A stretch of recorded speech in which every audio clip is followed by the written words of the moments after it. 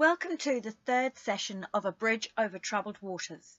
This presentation is for parents, caregivers and professionals, especially those who are working with children and teenagers who are stressed and or distressed, thus causing concern for the adults in their life, whether caregivers, friends of the family or professionals. This is session 3. There are 10 sessions, all free and available through Facebook. This session, session 3, is all about leading by example. I hope you enjoy it. We know that toddlers, children and teens best learn from what they see. We know that their brains and in fact their very beings are programmed to mimic and copy the behaviours around them, the people who are significant for them in some way or people and activities they see over and over. This might be parents, caregivers, teachers, friends of the family, favourite video game characters and actions. So as you go through your day, ask yourself, how do I want my young person to react to similar situations now and when they're adults? Make sure that your responses are measuring up to that. There are various strategies in today's session that you can actively demonstrate to your young person. Let them see you using this stuff and then at some stage take the time with them when things are good. Talk about how you have used the techniques and then show them how they can use them too. And it doesn't end there either. Actively, gently and lovingly help them to perfect the techniques. Help them to pass them on to their younger siblings and friends. Share them also with your family and acquaintances so that wherever your young person is, he or she will not only see the significant adults using these tools, but see significant adults help the young person to use them too. So STARR is an acronym for Stop, Think, Assess, Response and Review. So we can use it when we are not sure what to do or when you know you've blown it. So it goes like this. Stop. Take a breath, always out first. So breathe out first. Think. Safety first. Situation and your overall goals. Assess. So that is, what options are there? What are your options here? All of them. How will you keep your self-control? What are your priorities? Response.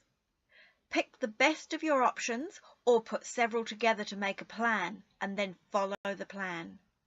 And then review. So that is, after it's all done and dusted, evaluate. Learn from what happened. Passing the good stuff on. Teaching the skills and lessons you learn from others, articles like these and in life, is an important part of parental responsibility.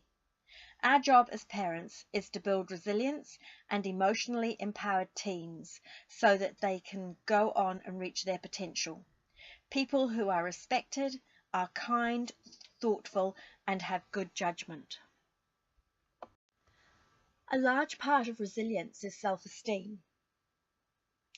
And we know that we have to lead by example. So it's really important that your self-esteem is demonstrated to your young person. So let's look at what your young person needs for self-esteem, for good self-esteem. Your young person needs to feel confident and secure in their identity, knowing where and how they fit in with others. A person needs to be celebrating themselves and their personality, having things that they are good at going on. And they need to actively be involved in the development of their self and their families and their friends and society. So with all those things going on, that little tiny bit in the middle where the 3 circles overlap is exactly where self-esteem is. So it's a lot of effort goes into building a little tiny bit of self-esteem. And remember, we have to lead by example, and self-esteem is part of resilience. 7 aspects of self-esteem to take very seriously. We know that self-esteem is part of resilience. Without self-esteem, we are unlikely to have good mental health. Take these 7 aspects of building self-esteem very seriously. Make them happen for you and your young person. These things don't just happen by accident. You, the parent, caregiver, have to actively build them into your days and your weeks. 1. Spend time with good, positive friends and family. Make sure that your friends and family include your young person in positive activities. 2. Having opportunities to do things they are good at. Make sure that you encourage and support things that they are good at that are positive. 3. Doing positive things that they enjoy. Plan in your weeks and your days to make sure that things that they are good at and that they enjoy happen. 4. Grow their talents. You are their parent, their caregiver. You're one of the people who know more about them than anybody else.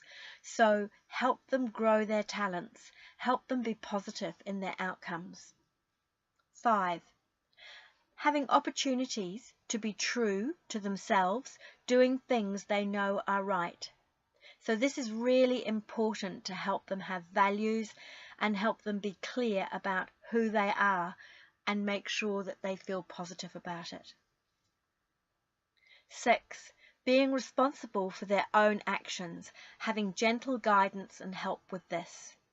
You can provide that gentle guidance and that help. Help them be responsible for their own actions. Don't yell and scream at them when they get it wrong. Sit down and work with them about what they could have done instead and how they're going to apologize. 7. Having respect, demonstrating respect for themselves and for others.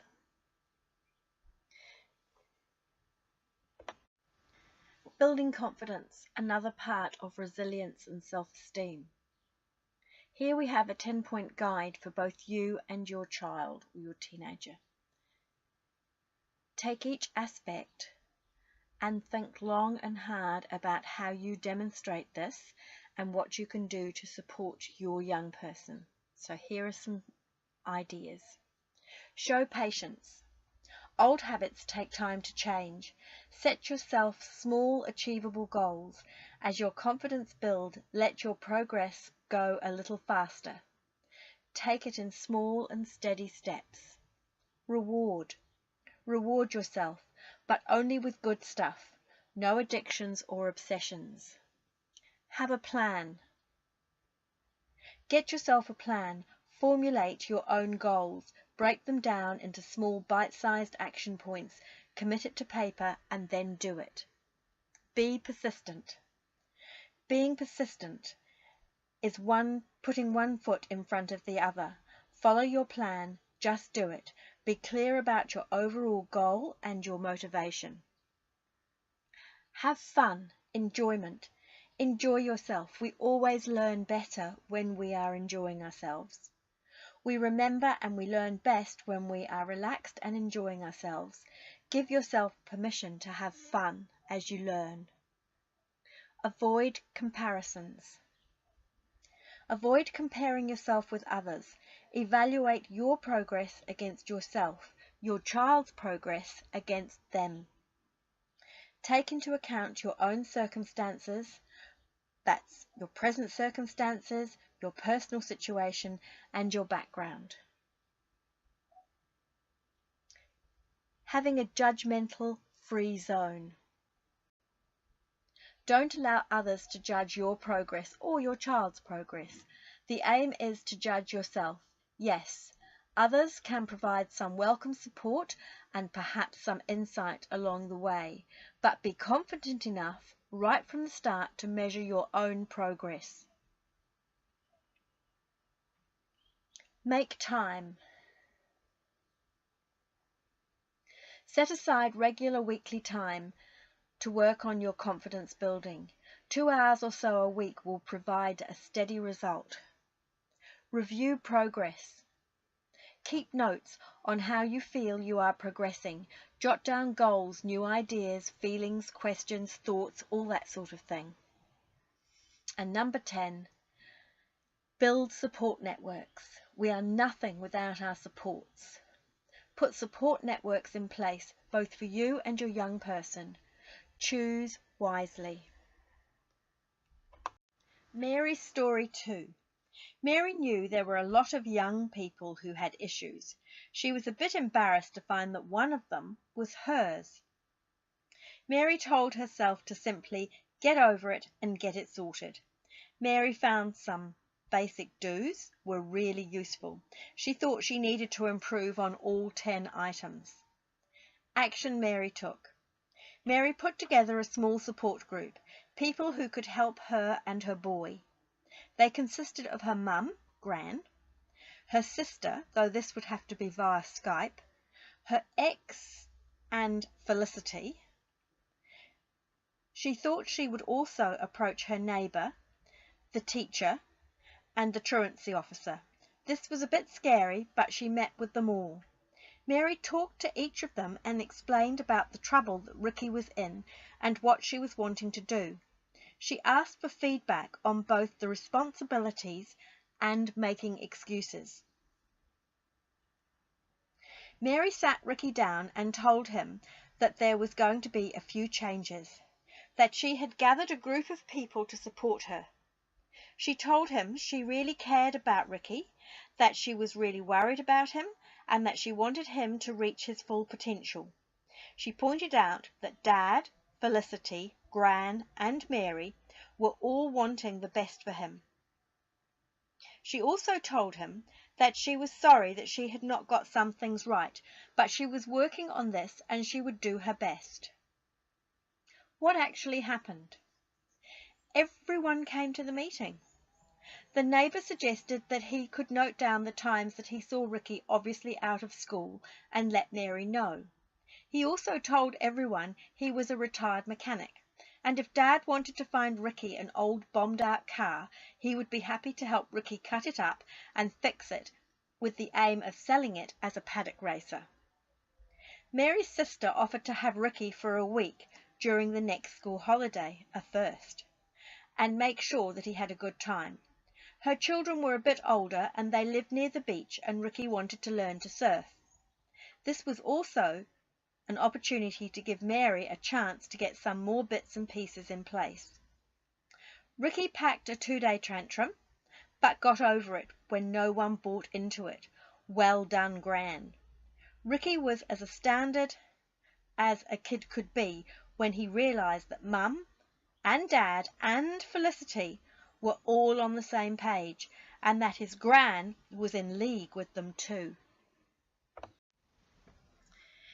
This is a simple and quick reference point for both adults and children to check if their communication and actions are okay and above the line. So the respect test goes like this. I can ask myself, what I am about to do does not create confusion, mistrust, or fear, does it? Instead, it creates respect and encourages trust, doesn't it? With WITS, you can deal with many different styles of situations. WITS is something that you should teach your children, and they should see you using it yourself, so lead by example. So WITS stands for walk away, which is the first one. The second one is ignore or use an I statement. The third one is talk to someone or tell someone.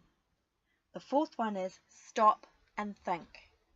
So these are 6 alternative things that you can do in a situation.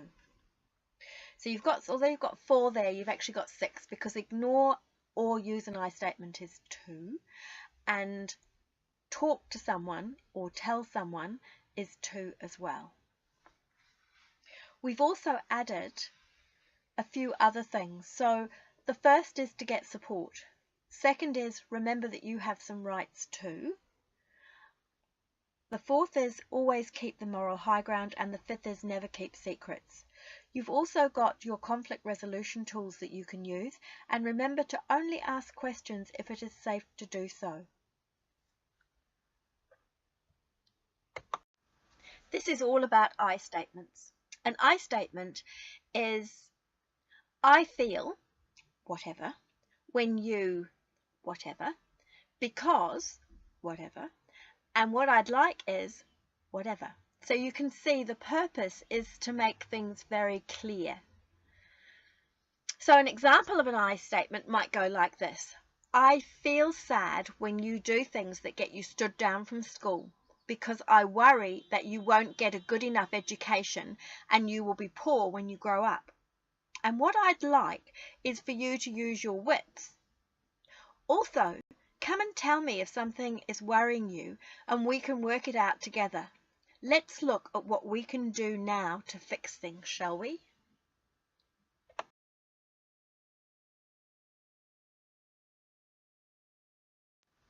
For more information about this program and these sessions, simply check Facebook, Joy U Sylvia, or email joy@joysylvia1@gmail.com.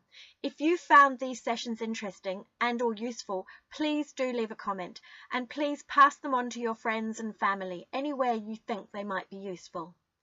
Thank you. Here are the 4 books that I currently have published. They're all available on Amazon, or you can go to my website if you wish to purchase them locally. So we have A Bridge Over Troubled Waters, a guide for managing tricky teenage behaviours. It is easy to follow and apply and has been designed to equip both the caregiver and the professional with effective strategies for the seemingly relentless onslaught of difficult and sometimes frightening behaviours caregivers and professionals have to manage in today's society. The diagrams, together with the insightful real-life stories of parents working through the material, bring about an attitude and belief that change is indeed possible. Say No to Bullying: Factors, Challenges and Strategies. This book helps the weak become strong and the supposedly tough become true heroes. This is a book about a nasty and vicious topic that will warm the cockles of your heart. It is amazingly easy to read and hard to put down. Whether the players in these intricate and often complex bullying situations are primary school age children, teenagers, parents, work colleagues, staff, or residents in a rest home, this book explains how to deal with it and how to help the players grow, feel good about themselves and their actions, and find appropriate power. Dealing with difficult people, managing conflict, bloody-mindedness, and other intercommunicational difficulties at home and at work. Heaps of information, diagrams, and life stories to help you deal appropriately with and confidently with those difficult people in your life who misuse power, threaten, and/or play mind games. Project Alpha. This is an exciting New Zealand-based adventure mystery series for young teens, so about 10 years to 14 years old. The plot involves the kidnapping of the Project Alpha CEO, with the baddies intent on stealing 3 active satellites, disabling the worldwide GPS system, and generally attempting to take over the world. So the odds are heavily stacked against Jimmy and his band of oddball adults, including the FBI, NASA, Interpol, and several New Zealand Defence Force representatives. Jimmy's mission is to save the world and capture the bad guys. Jimmy's mum has sent him to stay with his Uncle Ben, an astrophysicist and computer games designer, who lives in a remote part of the West Coast Alpine region on the station that houses the observatory and the labs of Project Alpha. As an experienced social worker with a passion for personal and community development, I have particularly enjoyed the ability to weave narrative that can surreptitiously help young people deal with anxiety, difficult backgrounds, new situations, learn how to problem solve, and take appropriate self-responsibility.